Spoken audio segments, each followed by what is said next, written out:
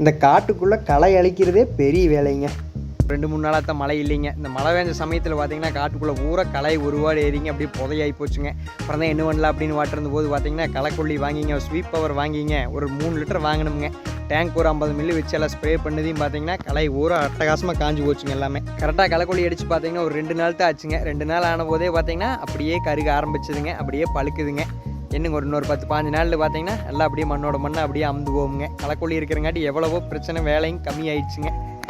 நம்ம விவசாய பொழப்புலையே பார்த்தீங்கன்னா மெயினாக நம்ம பாதி வேலை செய்கிறதே பார்த்தீங்கன்னா களை எடுக்கிறது, களை அழிக்கிறதே பொழப்பாக தான் இருக்குங்க. அதுவும் பார்த்தீங்கன்னா இந்த மசப்பூடெல்லாம் பார்த்தீங்கன்னா இந்த காடேகமாங்க விதை ஊற உளுந்து அடலடலாம் இந்த மசப்பூடு தானுங்க. மசப்பூடெல்லாம் ஏதோ 2 காசுக்கு விற்கிற மாதிரி இருந்துன்னு வைங்களேன், பணக்காரன் ஆயிருக்கலாமுங்க. எப்போவோ காட்டுக்குள்ளே இருக்கிற களை எப்படா அழிக்கலான்னு வாட்டிருந்த போது தானுங்க மழையும் பேஞ்சிட்டே இருந்துச்சுங்க. பவர் வீடர் விட்டு ஓட்ட முடியலைங்க. அதுக்கப்புறம் தான் பார்த்தீங்கன்னா நம்ம களைக்குள்ளி சூஸ் பண்ணுங்க. இப்படி ஒரு வழியாக அடிச்சு விட்டு எல்லாம் களைகளை காஞ்சு போச்சுங்க. சரிங்க, நெக்ஸ்ட் ஒரு சூப்பரான வீடியோவில் சந்திக்கலாமுங்க. நன்றிங்க.